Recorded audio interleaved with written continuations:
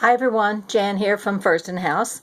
I wanted to share a video with you, two videos actually, flip-throughs with my latest project. What I had wanted to do were some more of the Edith Holden pressed flower pages, and my husband made me this huge flower press. It's wonderful. I can like do acres of flowers. Well, okay, maybe not acres, but at least a half acre. And it's a fabulous flower press. It works really well, and I wanted to show off some of the things that I've been pressing with it. He's our gardener. He's the gardener in the family. He loves gardening. I hate it. I don't like the bugs, the mosquitoes, the heat, the humidity, you know, typical southern fare. But he enjoys it a lot, and he's got so many things planted around here. So I had an absolute blast going around picking things and then putting them in this press, and they've been there several weeks now. So again, I pulled them out, and this is what I wanted to make. It started out simple. I was just going to do pages, but what I ended up doing was actually making an envelope to hold 6 of the pages. So again, this is going to be 2 videos. There will be a listing, a link below for my Etsy shop so that you can see them there. But let's go ahead and get started. I want to do this one first, and we'll just flip through it. It's a short video, and I've just tied it with an old piece of cloth. That's what I wanted. It was difficult to find one long enough, but it's frayed and it's just, you know, it's pretty, at least in my mind. This is the envelope that I made. There's the front with a little flap over it, and this is using full pages of the Edith Holden Country Diary of an Edwardian Lady is the book that it comes from. And these are original pages. They're not photocopies. They are original pages from my book that I've made these with. So we have lace here, of course. And then it opens up, and then you have this picture of a flower on the inside. Again, Edith Holden, and it's a goldenrod. And you can use this envelope for anything. If you want to use the pages, that's the idea, is to use the journal pages in your journals. But the envelope you can, you know, use for anything you want. I just thought it was fun to have.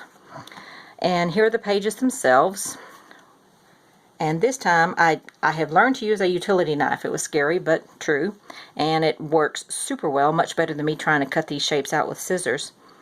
And what I've also done is on the bottom, inside the little shapes, I've put in writing what that flower is. So this is a pansy.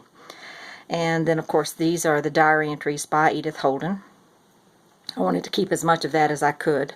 And then on the reverse, of course, is where you have your journaling space. So there's that one, and there will be 6 pages. And here is a rose, 2 roses actually, rose buds. So pretty. And again, more of the journal entries. This one is from January. The other one I think was from, not sure, May, June, not quite sure. Here's the reverse. I've inked and distressed the pages, and then also used some tea-dyed paper in there as well. This is the next one. This is Phlox, P-H-L-O-X, Phlox. We just planted these last year. My husband and his supervisor, me, planted these last year, and they're doing so well. We planted more this year. There's the reverse. They're so pretty. They're sort of a ground cover. It kind of stays low to the ground, and it's just so nice. It spreads really well. But again, that's Phlox. And here we have, oh, this one was difficult to do. This is a dandelion, and it was not easy because I did several, and when I would pick them up, half of it would come away. So you can see there's a little bit of a separation. So what I finally did, I got smart and kept the acetate that it was on. I just literally lifted that up and put this in here. And I got the idea for these from Marcy of the Scribbled Word. She had done some beautiful ones with Tim Holtz papers.